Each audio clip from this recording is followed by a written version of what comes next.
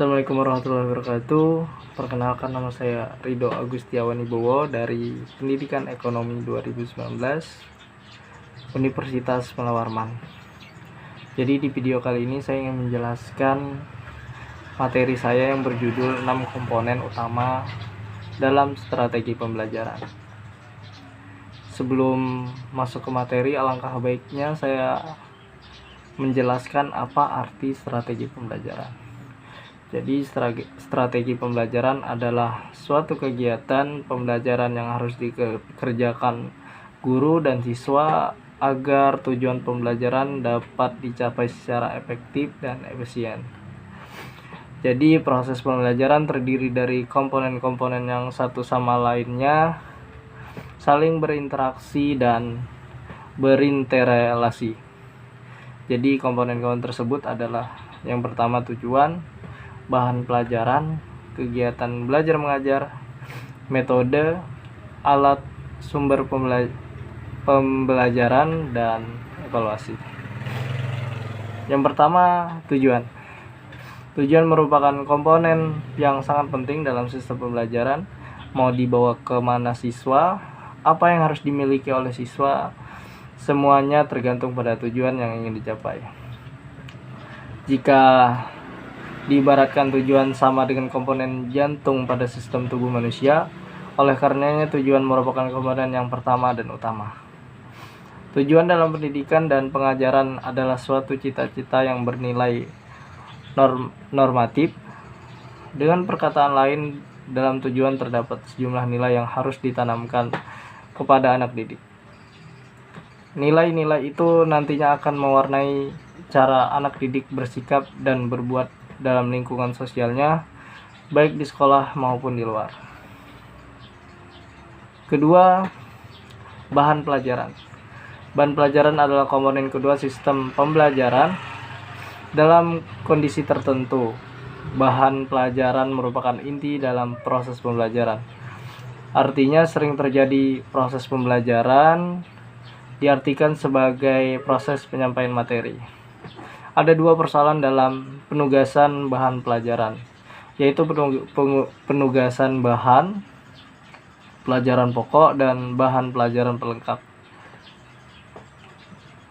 Penugasan bahan pelajaran pokok adalah bahan pelajaran yang menyangkut bidang studi yang dipegang oleh guru sesuai dengan profesinya atau disiplin keilmuannya. Sedangkan bahan pelajaran pelengkap adalah bahan pelajaran yang dapat membuka wawasan seorang guru dalam mengajar, menunjang penyampaian bahan pelajaran pokok. Pemakaian bahan pelajaran pelengkap ini harus disesuaikan dengan bahan pelajaran pokok dipegang agar dapat memberikan motivasi kepada sebagian besar atau semua anak didik. Yang ketiga, kegiatan belajar mengajar. Jadi kegiatan belajar mengajar adalah inti kegiatan dalam pendidikan. Segala sesuatu yang telah diprogramkan akan dilaksanakan dalam proses belajar mengajar. Dalam kegiatan belajar mengajar akan melibatkan semua komponen pengajaran. Kegiatan belajar akan menentukan sejauh mana tujuan yang telah ditetapkan dapat dicapai. Dalam kegiatan belajar mengajar, guru dan anak didik terlibat dalam sebuah interaksi dengan bahan pelajaran sebagai mediumnya. Dalam interaksi itu, anak didiklah yang lebih aktif, bukan guru. Jadi guru hanya berperan sebagai motivator dan fasilitator. Inilah sistem pengajaran yang dikehendaki oleh pengajaran dengan pendekatan CBSA atau cara belajar siswa aktif dalam pendidikan modern. Kegiatan belajar mengajar pendekatan CBSA menghendaki aktivitas anak didik seoptimal mungkin. Keaktifan anak didik menyangkut kegiatan fisik dan mental. Aktivitas anak didik bukan hanya secara individual, tetapi juga dalam kelompok sosial. Aktivitas anak didik dalam kelompok sosial akan membuahkan interaksi dalam kelompok. Interaksi dikatakan maksimal bila interaksi itu terjadi antara guru dengan semua anak didik. antara anak dengan guru, dan antara anak didik dengan anak didik dalam rangka bersama-sama mencapai tujuan yang telah ditetapkan bersama. 4. Metode. Metode adalah cara yang digunakan pengajar dalam menyampaikan pesan pembelajaran kepada peserta didik dalam mencapai tujuan pembelajaran dan komponen yang juga mempunyai fungsi yang sama yang sangat menentukan. Jadi keberhasilan pencapaian tujuan sangat ditentukan oleh komponen ini. Bagaimanapun lengkap dan jelasnya komponen lain, tanpa adanya diimplementasikan melalui metode yang tepat, maka komponen-komponen tersebut tidak akan memiliki makna dalam proses pencapaian tersebut.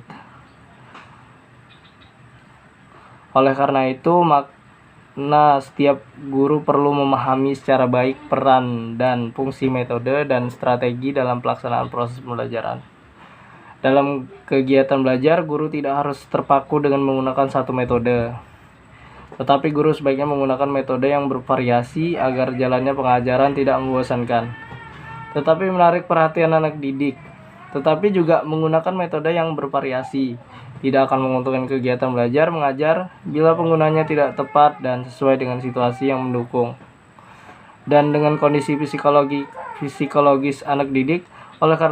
Oleh karena itu, disinilah kompetensi guru diperlukan dalam memilih metode yang tepat. Jadi metode itu mengaruhi metode mengajar. Yang pertama adalah tujuan yang berbagai jenis dan fungsinya. Kedua, anak didik yang berbagai tingkat kematangannya. Ketiga, situasi berbagai keadaannya. 4. Fasilitas yang berbagai kualitas dan kuantitasnya. Dan yang terakhir, pribadi guru serta kemampuan profesionalnya yang berbeda-beda. Yang kelima, alat. Alat adalah segala sesuatu yang dapat digunakan dalam rangka mencapai tujuan pengajaran. Sebagai segala sesuatu yang dapat digunakan dalam mencapai tujuan pengajaran. Alat mempunyai fungsi, yaitu alat sebagai perlengkapan, alat sebagai pembantu mempermudah usaha mencapai tujuan, dan alat sebagai tujuan. Alat dapat dibagi menjadi dua macam, yaitu alat dan alat bantu pengajaran. Yang dimaksud dengan alat adalah berupa suruhan, perintah, larangan, dan lain-lain. Sedangkan alat bantu pengajaran adalah berupa globe, papan tulis, batu tulis, batu kapur, gambar, diagram, slide, video, dan sebagainya. 6. Sumber pembelajaran. Sumber pelajaran. Jadi belajar mengajar tidak diketahui bukanlah berproses dalam kehampaan, tetapi proses dalam kemaknaan. Dalamnya ada sejumlah nilai yang disampaikan kepada anak didik. Nilai-nilai itu tidak datang dengan sendirinya, tetapi terambil dan berbagai sumber guna dipakai dalam proses belajar mengajar. Jadi macam-macam sumber-sumber belajar. Yang pertama, manusia, seperti dalam kekeluargaan, sekolah, dan masyarakat. Kedua, buku atau perpustakaan dan bahan materi. Ketiga, media massa seperti majalah, surat kabar, radio, TV, dan lain-lain. Yang keempat, lingkungan. 5. Alat pengajaran atau perlengkapan seperti buku pelajaran, peta, gambar, kaset, tape, papan tulis, kapur, spidol, dan lain-lain. 5. Museum atau tempat penyimpanan benda-benda kuno. Dan yang terakhir, aktivitas yang meliputi seperti pengajaran berprogram, simulasi karya wisata, sistem pengajaran modul. Dan yang terakhir, evaluasi. Evaluasi merupakan komponen terakhir dalam sistem proses pembelajaran. Evaluasi bukan saja berfungsi untuk melihat keberhasilan siswa dalam proses pembelajaran, tetapi juga berfungsi sebagai umpan balik bagi guru atas kinerjanya dalam pengelolaan pembelajaran. Melalui evaluasi ini kita dapat melihat kekurangan dan dalam pemanfaatan berbagai komponen sistem pembelajaran.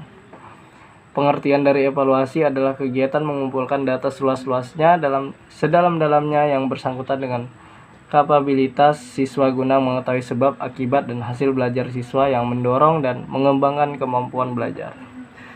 Jadi itu saja yang bisa saya sampaikan, kurang lebihnya mohon maaf. Wabillahi taufiq wal hidayah. Wassalamualaikum warahmatullahi wabarakatuh.